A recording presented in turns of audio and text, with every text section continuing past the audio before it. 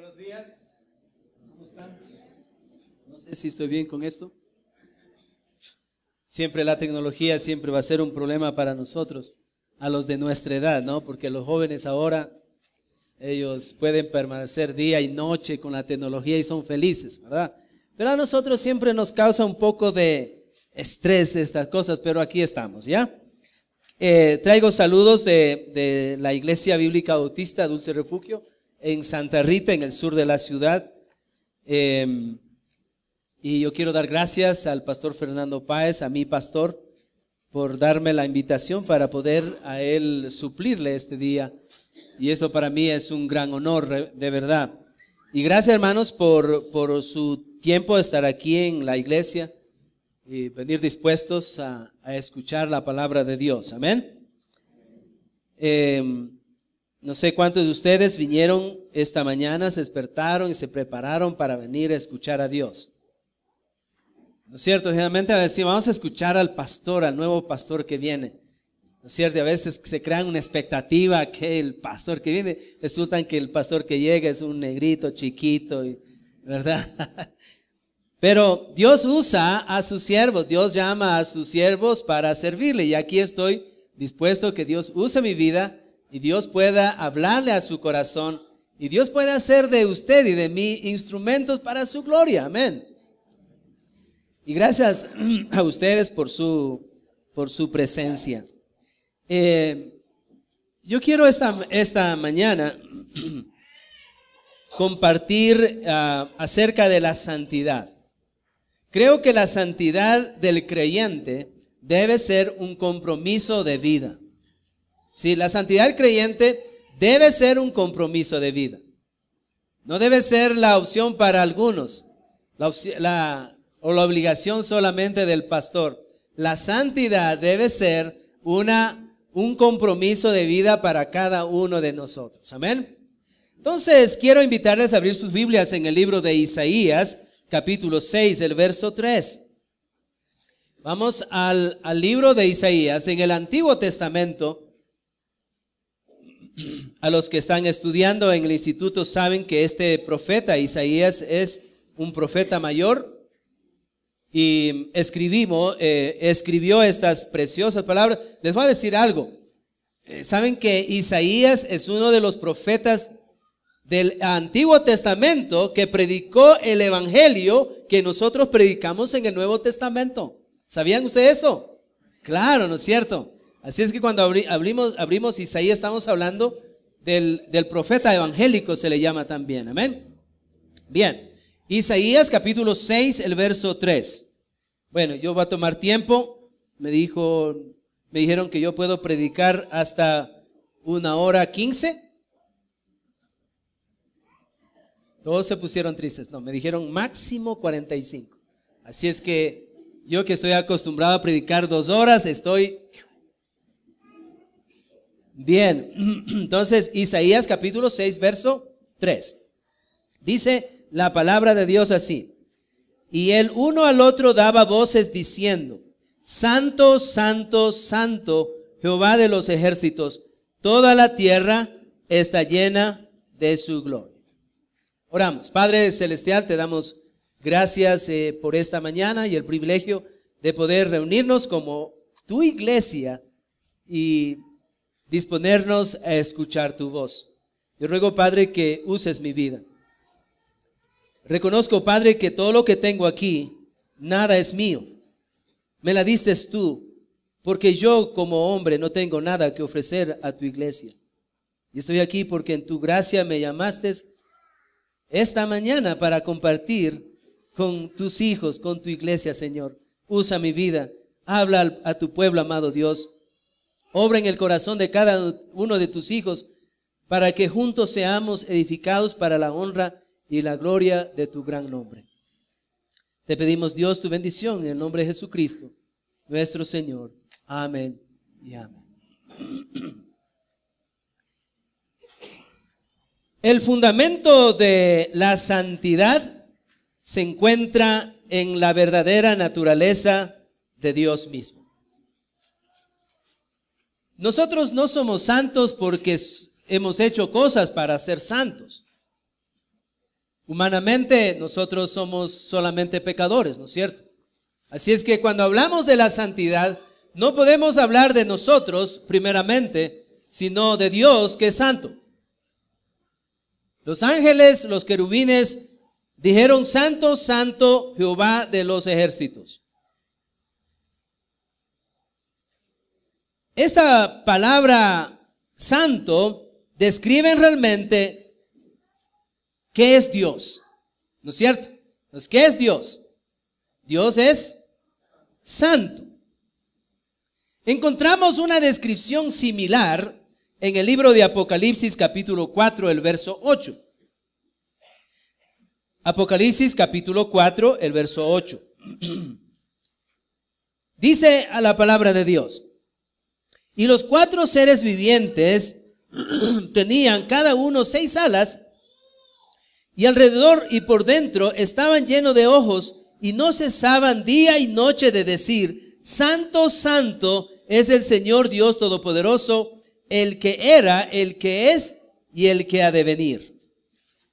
La palabra santo significa puesto aparte, separado.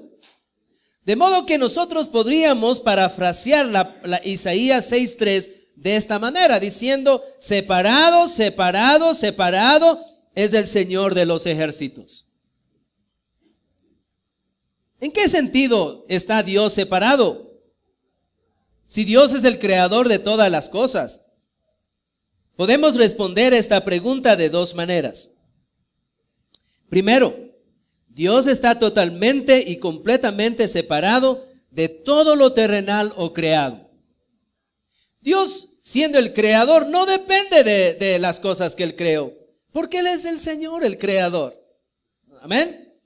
Y la segunda, Dios está total y completamente separado de todo lo que es sucio e impuro.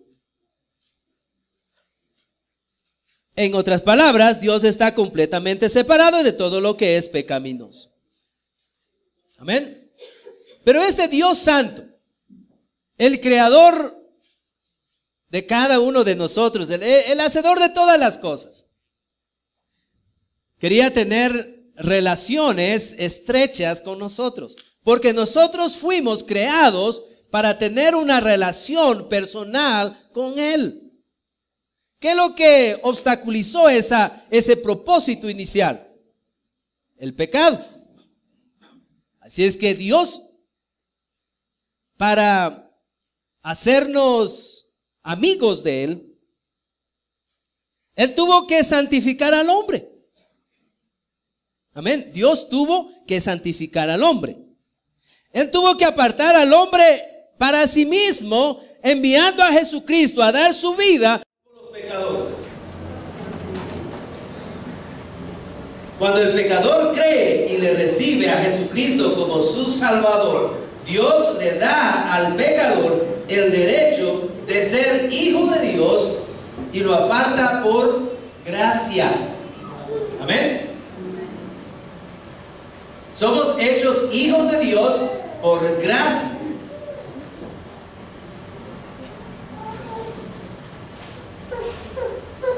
Entonces es por medio de la fe lo que nosotros necesitamos aprender a vivir esa relación. Amén. Y Dios tuvo que santificarnos, y a esta obra de Dios se le llama la santidad posicional. La santidad debe ser una posesión de cada uno de los hijos de Dios. Amén. Pablo, escribiendo a la iglesia de Colosas, a los colosenses, capítulo 1, versos 12, 13 y 14. Vamos a Colosenses. Si usted tiene una Biblia, por favor. Yo sé que conmigo tienen que usar mucho la Biblia, hermanos. Por favor, saque la Biblia y al final habrá un premio al que me sigue. Un premio, porque Dios va a dar un premio al que es fiel, ¿no es cierto? ¿Sí? Ya, ok. Colosenses 1, 12 y 13. Dice la palabra de Dios: con gozo dando gracias al Padre, que nos hizo aptos para participar de la herencia de los santos en luz, Verso 13. El cual nos ha librado de la potestad de las tinieblas y trasladado al reino de su amado Hijo, en quien tenemos redención por su sangre, el perdón de pecados. Mire lo que hizo Dios. Dios nos tomó cuando estábamos en el reino de las tinieblas. A ver, ¿quiénes de ustedes estuvieron alguna vez en el reino de las tinieblas? Todos hemos estado. Y si usted no ha sido trasladado por el reino por el Padre al reino de su amado Hijo, significa que usted necesita salir de allí. ¿Y ese va a ser quién? Jesucristo. Dice la palabra de Dios que Él nos ha librado de la potestad de las tinieblas y trasladado al reino de su amado Hijo. A esto se le llama separación. ¿Y qué significa la palabra separación? Santo. Pues la palabra santo significa apartado, separado, ¿verdad? Dios nos santificó para que nosotros pudiéramos tener una relación con Él. Dios tuvo que darnos una posesión, porque nosotros no la tenemos. Amén. La santidad es una posesión para el creyente. Pero quiero decirles también que esta santidad posicional no depende de lo que usted hace o deja de hacer. Porque esta santidad es una santidad eterna. Si mi santidad dependiera de lo que yo hago, yo la perdería, lo habría perdido hace rato. Pero por cuanto esta santidad es una obra hecha por Dios en Cristo Jesús, Cristo murió por mí, mi santidad es eterna. Mire lo que dice Hebreos capítulo 10, versos 10 y el verso 14. Dice Hebreos capítulo 10, el verso 10 y el verso 14.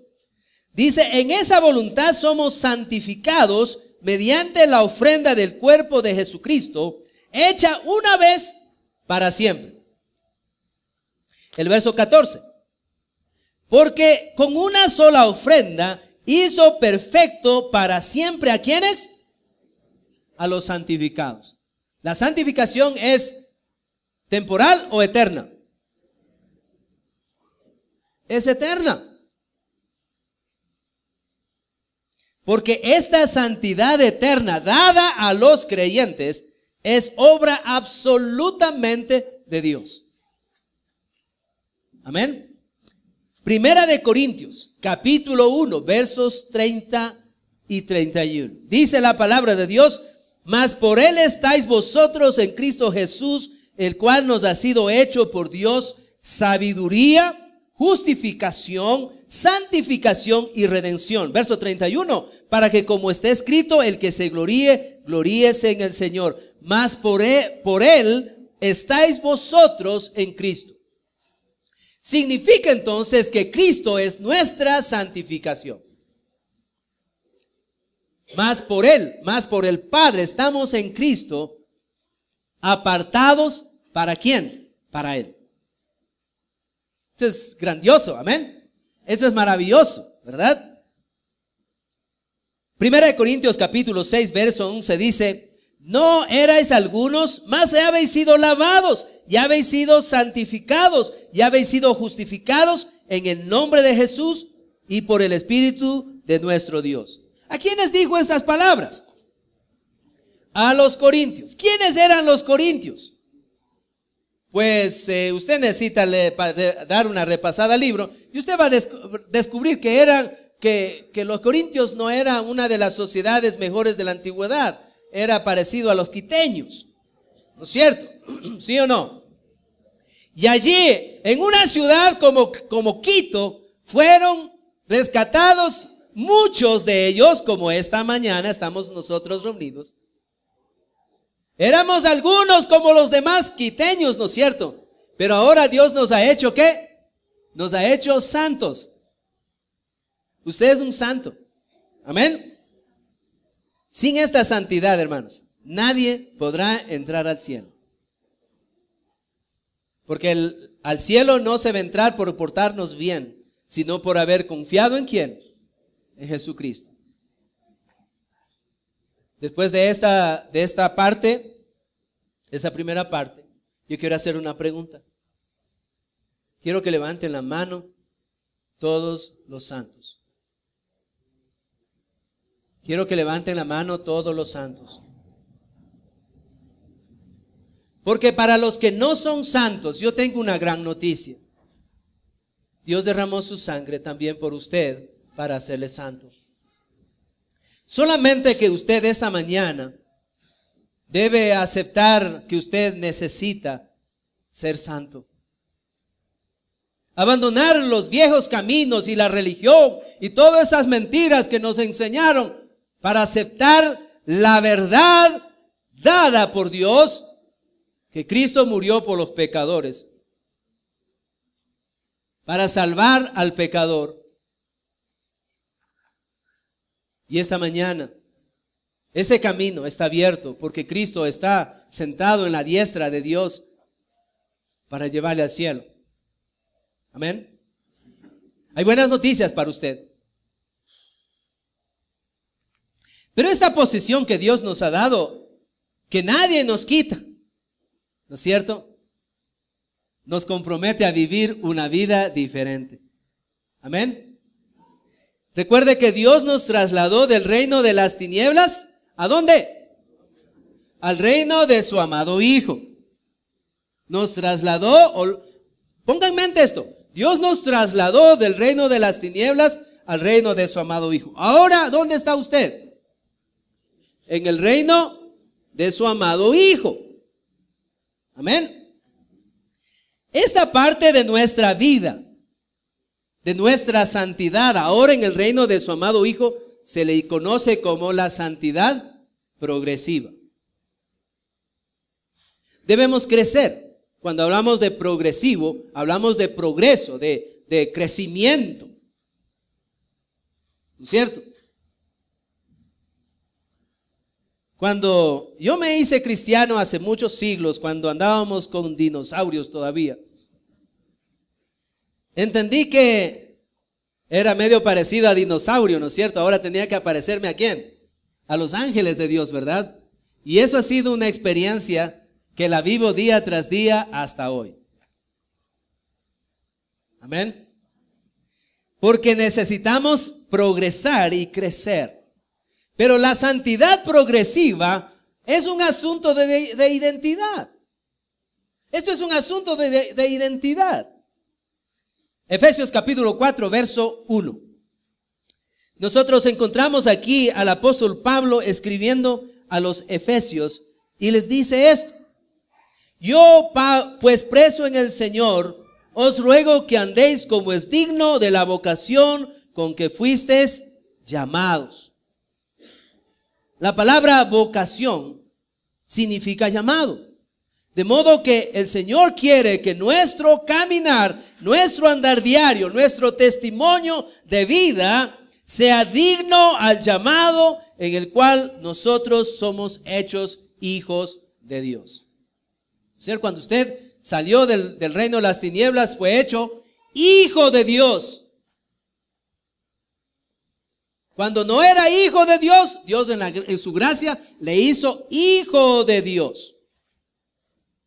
Como creyentes tenemos un llamado. Cuando Dios nos salvó, Él nos separó y nos llamó hacia sí mismo. De acuerdo a 1 Corintios 1:9, dice, fiel es Dios por el cual fuisteis llamados a la comunión con su Hijo Jesucristo, nuestro Señor. Dios nos llamó a tener comunión íntima con Dios. Era un llamado a tener comunión íntima con Cristo. Pablo escribiendo a los filipenses, él habló de su propia experiencia. Pablo entendió que ese llamado a vivir una vida santa era un llamado supremo. Era un llamado que él no podía menospreciarlo, sino tomarlo tan en serio porque es supremo, porque es dado del Rey.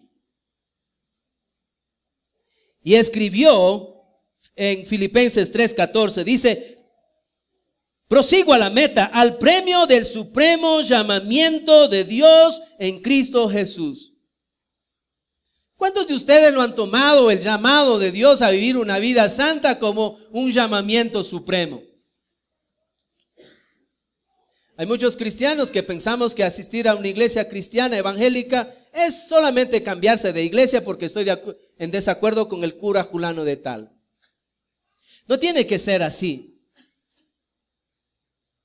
Si usted escucha el evangelio, usted debe saber que Dios le está hablando a usted. Y una decisión de tomarla escuchando el llamamiento de Dios hacia una vida santa, debe tomarla con el valor que tiene ese llamamiento.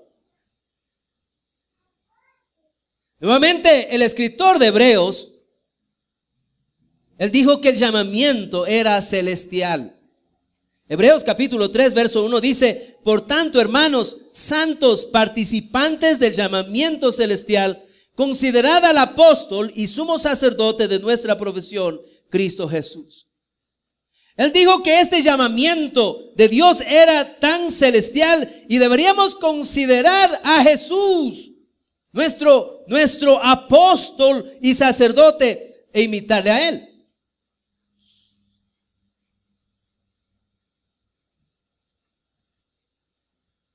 Nuevamente Pablo, escribiendo a su apóstol, a su hijo espiritual Timoteo, en capítulo 1, verso 9, dijo: quien nos salvó y llamó con llamamiento santo, no conforme a las obras, a nuestras obras, sino según el propósito suyo y la gracia que nos fue dada en Cristo Jesús antes de los tiempos de los siglos. Pablo dijo que el llamamiento era santo, y este llamamiento santo no era que tenga que ver con nuestro comportamiento, sino conforme el propósito eterno de Dios. Al comparar las dos últimas ilustraciones, usted y yo observamos que nuestro llamamiento nunca cambia. Nunca cambia. Yo he cambiado, yo era guapo y bello cuando era joven, ¿no es cierto? Dios no ha cambiado su llamamiento. Ahora que ya estoy medio viejo, ese llamamiento sigue siendo fiel. Pablo dijo a los Corintios en 1:9, fiel es Dios. Y en Malaquías capítulo 3, verso 6 dice: porque yo, Jehová, nunca cambio. Esto es maravilloso, hermanos. Entender que tenemos un llamamiento eterno. Por eso es que para todos entender esto nos ayuda mucho. Sé que todos nos equivocamos en la vida, pero saber que tenemos un Dios fiel, que no cambia. Puedo volver a Dios y reconstruir nuevamente mi vida si es que mi vida está hecho pedazos. Porque Dios nos llamó con un propósito eterno a ser santos para Él. Amén. Nuestra identidad, y aquí es el punto donde quiero hablar un poquito acerca de la identidad, ¿no es cierto? Nuestra identidad significa cómo te ves a ti mismo. Eso tiene que ver con la identidad. ¿Cómo te ves a ti mismo? Es tu identidad. Tal vez usted se mira como un débil y sucio pecador todavía. Después de 10, 20 años, todavía muchos cristianos tienen miedo de levantar la mano y decir: yo soy santo. Porque están haciendo cosas indebidas, porque están viviendo de una manera que Dios no quiere. Y piensan que como el pastor no los ve, viven como quieran, ¿no es cierto? Pero Dios sabe. Pero Dios sabe que Dios en su gracia le hizo santo, y usted debe aprender a vivir santo. Amén. Debe usted recordar que Dios le apartó para que usted tenga comunión con su Hijo Jesucristo, tenga intimidad espiritual con Él, tenga confianza en Él, le abra su corazón a Él y le exprese lo más oculto de su vida, porque Él sí puede comprenderle. Amén. Porque nosotros necesitamos vivir en santidad cada día, y no lo podremos hacer si no le tomamos en cuenta completa en nuestra vida.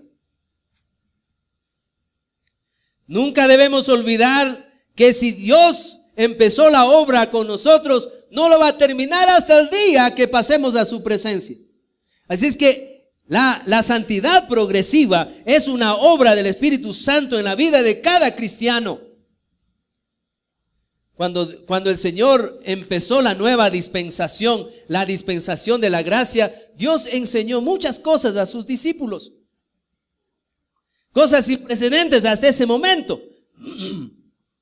En Juan capítulo 20, verso 22, dice: y habiendo dicho esto, sopló y les dijo: recibid el Espíritu Santo.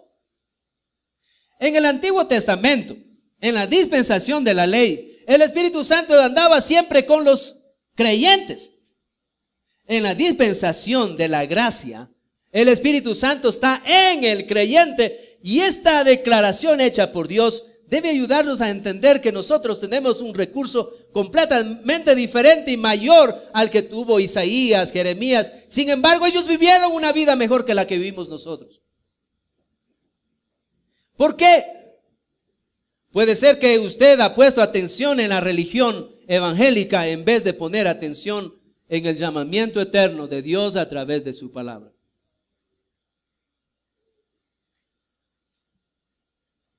Desde el momento, de aquel momento, el Espíritu Santo vino a morar en el creyente en vez de vivir con el creyente. Más adelante, Pablo, escribiendo a la iglesia de Galacia, les enseñó lo que realmente vivimos nosotros. ¿El Espíritu Santo está morando en nosotros? ¿Para qué está morando en nosotros? Algunos dicen para que nosotros descubramos algunos dones. No, hermanos. Es para que usted pueda vivir una vida santa todos los días. Capítulo 5, verso 17 al 23, vamos a leer. Amén. Gálatas capítulo 5, versos 17 al 23. Dice la palabra de Dios: digo pues, andad en el Espíritu y no satisfagáis los deseos de la carne. Porque el deseo de la carne es contra el Espíritu y el Espíritu es contra la carne, y estos se oponen entre sí para que no hagáis lo que queréis. Pero si sois guiados por el Espíritu, no estáis bajo la ley. ¿Para qué es el Espíritu Santo en su vida? Para que usted no viva una vida como vivía cuando usted estaba en el reino de las tinieblas. ¿Qué hacía usted cuando vivía en el reino de las tinieblas? Vivía completamente en el fruto de vuestra propia naturaleza humana. El Espíritu Santo ha sido dado para que usted y yo vivamos una vida separada, una vida santa. Amén. Porque en nosotros, dentro de nosotros, se manifiestan las obras de la carne, que son adulterio, fornicación, inmundicia, lascivia, idolatría, hechicería, enemistades, pleitos, celos, iras, contiendas, disensiones, herejías, envidias, homicidios, borracheras, orgías y cosas semejantes a estas, acerca de las cuales os amonesto que los que practican tales cosas, que dice, no heredarán el reino de Dios. Así de fácil, hermanos.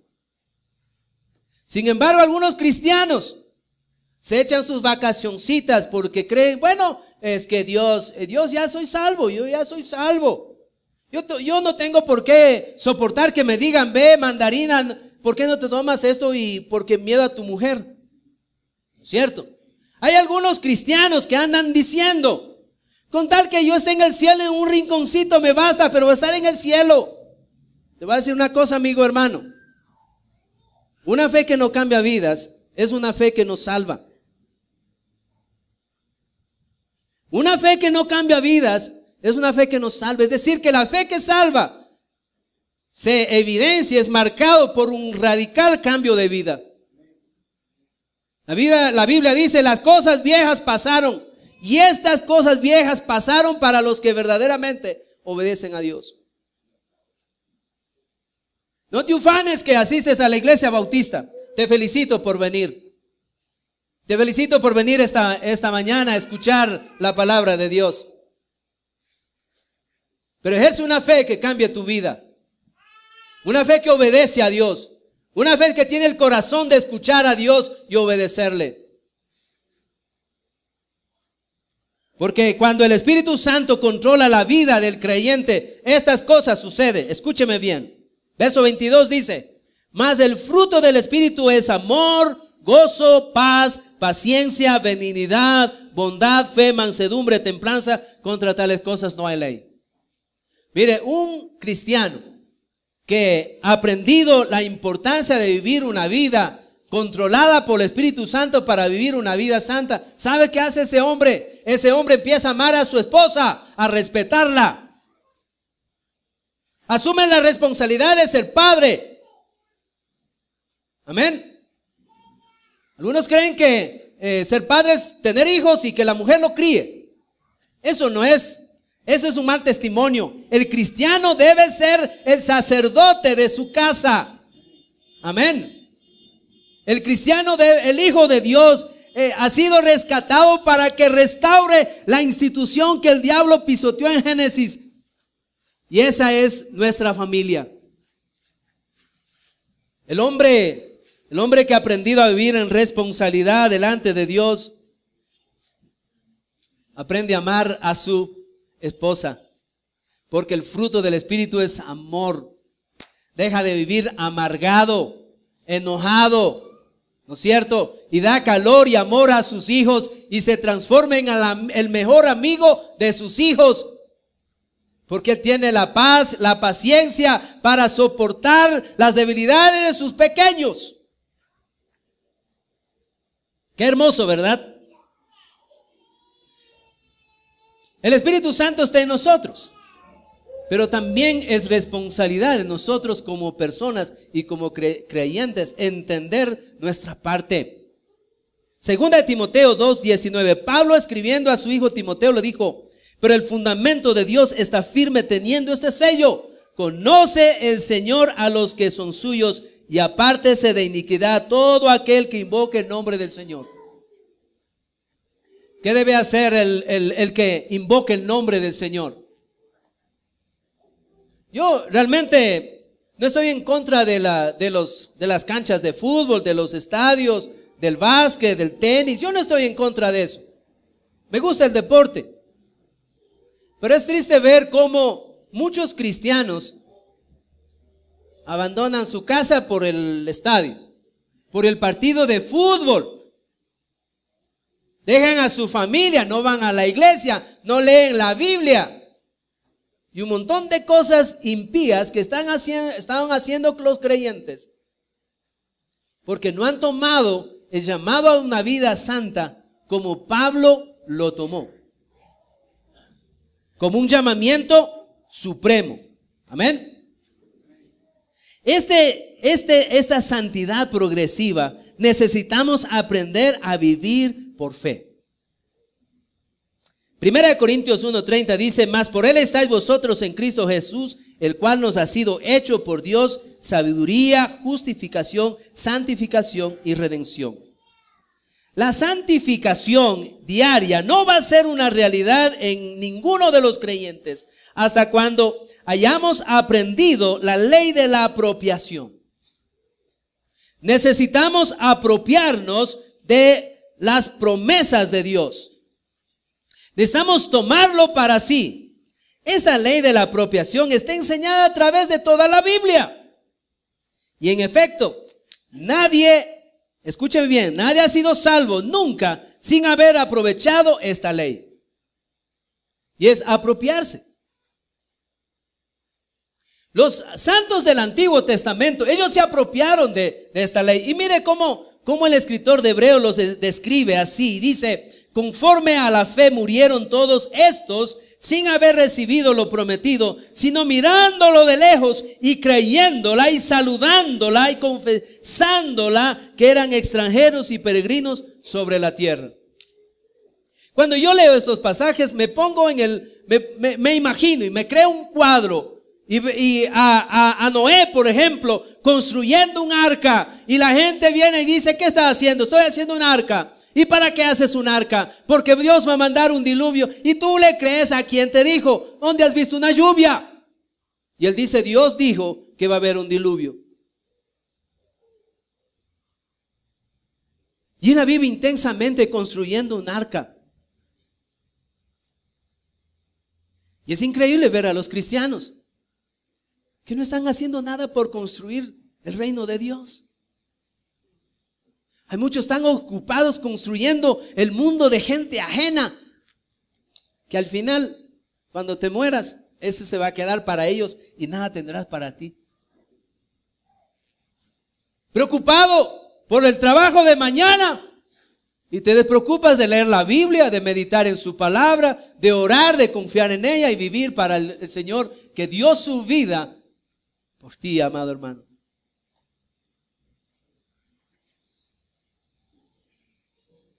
Necesitamos vivirla, necesitamos apropiarnos. La ley de la apropiación, necesitamos tomarlo ahora para vivir la vida cristiana. Josué es uno de los santos del Antiguo Testamento, un gran ejemplo para nosotros. Dios le dio a él las mismas promesas que Dios le ha dado a usted. Pero vaya diferencia, ¿verdad? ¿Cuántos Josués hay aquí? Que tomaron la decisión de dejar un futuro económico para servirle a Dios sirviendo a la nación de Israel.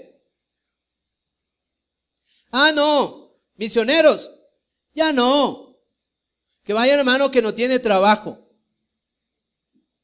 Y así pensamos. Y así pensamos que ser misionero es porque es un desocupado.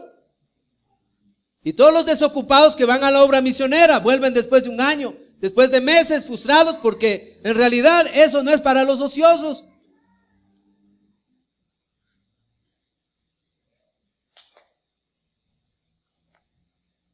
En capítulo 1, el verso 3, Dios le dice a Josué: yo os he entregado, como lo había dicho a Moisés, todo lugar que pisare la planta de vuestro pie. Al empezar su liderazgo a la nación de Israel, él tenía una nación que conquistar. No es que el reino ya estaba listo y él entraba y a vivir. No, Dios le dijo: todo lo que pisare vuestro pie, eso será tuyo. Yo voy a estar contigo. No te voy a dejar ni te voy a desamparar. Como estuve con Moisés, voy a estar contigo. Así que Josué se fue a la playa y a pasar unos 15 días después de esto. Amén. Ah, no pasó eso, ¿no es cierto? Él dijo: Dios, aquí estoy. Si ha habido gracia en ti, para mí, ahora vamos a conquistar Jericó. ¿Quiénes han leído el libro de Josué? Amén. Bienaventurados por haber leído el libro de Josué. ¡Qué gran victoria! Josué, el gran hombre y su fuerza, ¿verdad? Amén. No había fuerza de Josué. Era el poder de Dios que destruyó a la ciudad de Jericó. Porque él creyó ¿en quién? A Dios.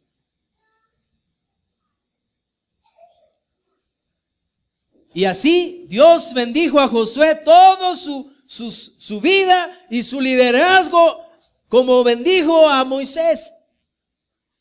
Más adelante, casi al final de su liderazgo con Israel, capítulo 21, versos 44 y 45.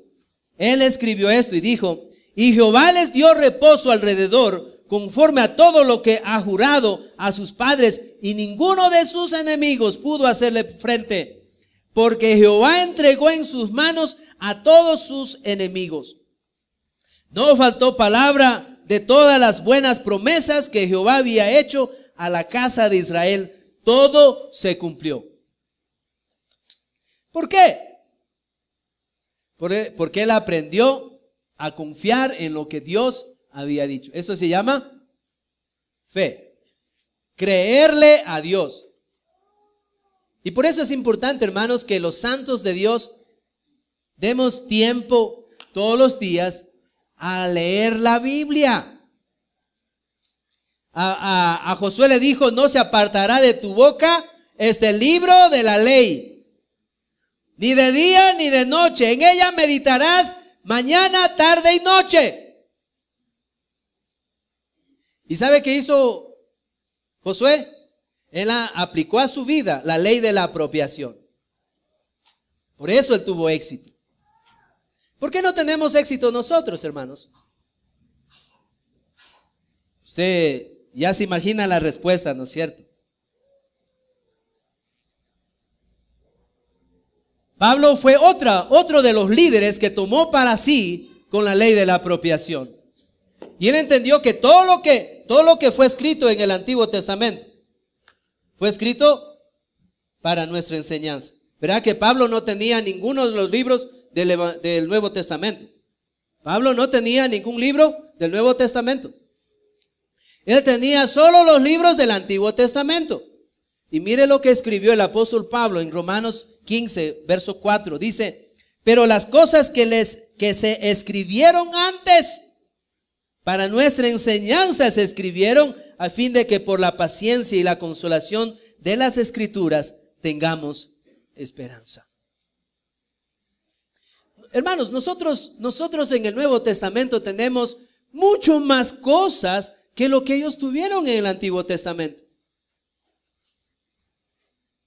Y a veces nosotros nos quedamos leyendo un libro del Antiguo Testamento al ver cómo estos hombres le creyeron a Dios.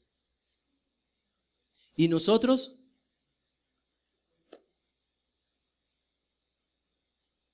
cuando alguien le dice: ¿quién hay santo aquí? En vez de decir: aquí hay un santo, por la gracia de Dios hay un santo aquí. Tenemos miedo de identificarnos. Cuando tú te convenzas y vivas esa realidad, esa santidad posicional que dio y la vivas con intensidad y te vayas, y le aconsejo, vaya al espejo. Mírese como un santo. Sí, como un santo. Aunque su mujer le diga: no te pareces nada santo. Pero crea usted, porque tiene que ser un convencimiento propio del creyente que es santo. Porque yo voy a vivir lo que yo soy. Salomón dijo: tal cual es el hombre en sus pensamientos, así es él. Créete indigno y vives una vida indigna. Créete santo y vas a vivir una vida santa. Te crees inteligente, vive como inteligente. Te crees tonto, vas a vivir como un tonto. Por eso Dios te dio una posición, Dios te dio una santidad posicional para que tú pudieras vivir como un verdadero santo de Dios. Amén.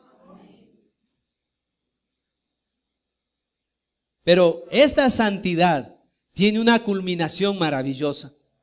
Recuerde que Dios nos trasladó, Dios empezó la obra trasladándonos del reino de las tinieblas al reino de su amado Hijo. Y mientras nosotros estamos viviendo en este camino para hacer luz de este mundo, ¿no es cierto? Y está obrando en nosotros, si usted y yo le permitimos, Él tiene preparado una obra mayor. Porque nuestra redención es eterna. Y nuestra santidad es eterna. Y un día el pecado ya nunca será ni siquiera la sombra de nuestra preocupación menor. Porque nos apartaremos completamente como Dios del pecado. Amén. Y Pablo dijo que esta esperanza es una esperanza bienaventurada. Amén. Primera de Tesalonicenses 5:23 dice: y el mismo Dios de paz os santifique por completo, y todo vuestro ser, espíritu, alma y cuerpo sean guardados irreprensibles para la venida de nuestro Señor Jesucristo. Esperamos su venida, amén. La iglesia debe esperar ansioso la venida de Cristo. Porque ese día nos habremos liberado completamente la presencia del pecado en nuestra vida. Amén. Primera de Juan capítulo 3 verso 2 dice: amados, ahora somos hijos de Dios y aún no se ha manifestado lo que hemos de ser. Pero sabemos que cuando Él se manifieste, seremos semejantes a Él, porque le veremos tal como Él es. Vamos a ser como Dios. Perfectos, santos perfectamente, separados completamente de lo que ahora es un problema. Amén. Filipenses capítulo 3, verso 20-21 dice: mas nuestra ciudadanía está en los cielos, de donde también esperamos al Salvador, al Señor Jesucristo, el cual transformará el cuerpo de nuestra humillación nuestra, para que sea semejante al cuerpo de la gloria suya, por el poder con el cual puede también sujetar a sí mismo todas las cosas. ¡Qué gran victoria esperamos! Amén. Pero mientras estamos aquí, amados hermanos, necesitamos hacer un compromiso de vida, a vivir una vida santa. El Dios de toda gloria se merece que nosotros, indignos pecadores, digamos: Dios, gracias por darnos tan grande posesión y vivirla en ella. No sé si esto implicará un costo en su vida, pero yo no conozco una vida de un hombre fiel o una mujer fiel que no haya pagado un alto costo en esta vida para agradarle a Dios. Pero si no estás dispuesto a correr el riesgo, tú terminarás avergonzado, frustrado, y empezarás a echar la culpa a todo el mundo, ¿no es cierto? La primera víctima de tus fracasos, ¿cuál es? Tu esposa. Ajá. O tu esposo, ¿no es cierto? Por tu culpa. Y luego dice: y a estos guambritos que me dio Dios. En vez de decir: gracias a Dios por mi esposa, por mi esposo, por mis preciosos hijos que Dios me ha dado. ¿Verdad? Si vamos a vivir esa vida que Dios quiere, esa vida que va a ser luz a aquellos que no lo tienen, necesitamos hacer un compromiso de vivir en santidad. La santidad debe ser un compromiso de vida de los cristianos. ¿Tú eres un hijo de Dios? Yo espero que tú te levantes esta mañana y hagas un compromiso con Dios. Te apartes de todas esas mentiras religiosas que no has querido dejar de tu pasado para vivir tu presente. Tú eres un santo de Dios. Dios pagó el precio para que tú y yo fuésemos santos y viviéramos santos. Hermanos, tú no necesitas vivir creciendo hacia la santidad. No eres la Madre Teresa de Calcuta. Ella tuvo que vivir todos los días creciendo hacia la santidad, porque ahora le van a hacer santa, ¿no es cierto? Gracias a Dios, yo no tengo que hacer nada de eso. Ni usted. Yo necesito crecer en santidad. Diferente, amén. Es diferente eso. Yo necesito crecer en santidad porque Dios en su gracia me hizo santo. Usted necesita crecer en santidad porque Dios en su gracia le hizo santo y santa de Dios. Qué precioso, ¿verdad? Amén. Si usted no tiene a Cristo en su corazón, usted no tiene todavía esta esperanza que anida en mi corazón. La verdad, lo que acabo de decir es lo que abunda en mi corazón, lo que anida en mi corazón. Yo quiero invitarle a que usted tenga esta misma esperanza que un día Dios me dio en Jesucristo. Pero no necesita primero dejar todas las cosas, porque algunos están diciendo: no, pastor, yo sí voy a hacerme cristiano evangélico cuando tenga 40 años. Cuando yo tenga 40 años y haya pasado mi juventud y esa vida loca que llevo, y ahí sí me voy a consagrar a Dios. Un gran amigo me dijo eso a mí, un amigo de la infancia. Yo me hice cristiano. Yo le conté de cerca de mi fe y él me dijo: Carlitos, todo está bien, pero tú a los 21 es una locura. Yo tengo 18, es una mayor locura si yo me hago cristiano. Pero te aseguro que cuando tenga 40 años yo me voy a hacer cristiano como tú. Un año después le quitaron la vida. No llegó a los 40. Usted no tiene asegurado que usted al llegar a cierta edad usted va a tomar decisiones sabias. Cuando usted tenga 40 años, usted estará cosechando las malas decisiones que ha tomado durante 40 años. Pero si usted toma una decisión ahora, yo le aseguro, si usted tiene 20 años, usted va a cosechar las decisiones de haber tomado la decisión correcta durante 20 años y va a cambiar su historia. Yo quiero animarle, invitarle en el nombre del Señor a que usted reciba a Cristo. Si usted quiere ser hijo de Dios, usted arrepienta de sus pecados, que es una necesidad urgente. Dios dijo, arrepiéntanse de sus pecados y recibe a Jesucristo como tu Salvador. En Juan 1:12 dice la palabra de Dios, mas a todos los que le recibieron, a los que creen en su nombre, les dio potestad de ser hechos hijos de Dios. Les dio potestad, significa que alguien que recibe el derecho es alguien que no la tiene derecho, pero que por la gracia de Dios le dé ese derecho. Y usted tiene ese derecho. Amén. Usted necesita recibir a Cristo para tener ese derecho de ser hijo de Dios. Y escúcheme lo que dice el verso 13. El verso 13 dice, los cuales no son engendrados de sangre, ni de carne, ni de voluntad de varón, sino de Dios. ¿Quién le va a dar a usted el derecho de ser hijo de Dios si esta mañana usted le dice, Señor Jesús, yo reconozco que soy un pecador? En verdad, nunca me ha interesado la santidad, pero yo reconozco que yo soy un pecador. Yo quiero darte un lugar en mi corazón. Porque el cristiano, escucharáme bien, el cristiano no es que vive con Dios, vive en Dios. Porque la Escritura dice, de modo que si alguno está en Cristo, no dice si alguno está con Cristo, sino si alguno está en Cristo.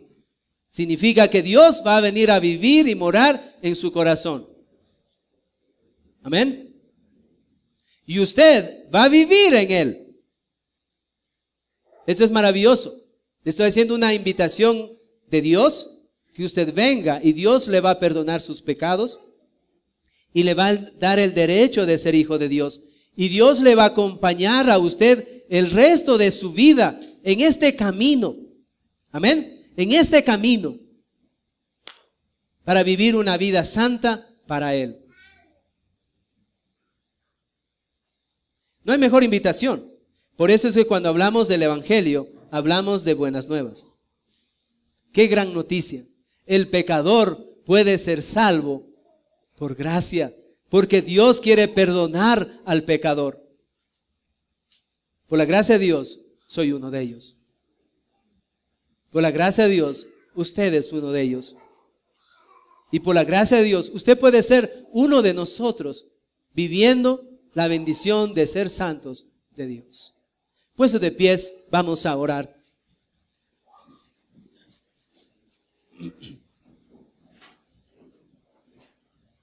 Sé que ahora ponerse de pie va a ser un relax, porque vamos a estar en la presencia de Dios.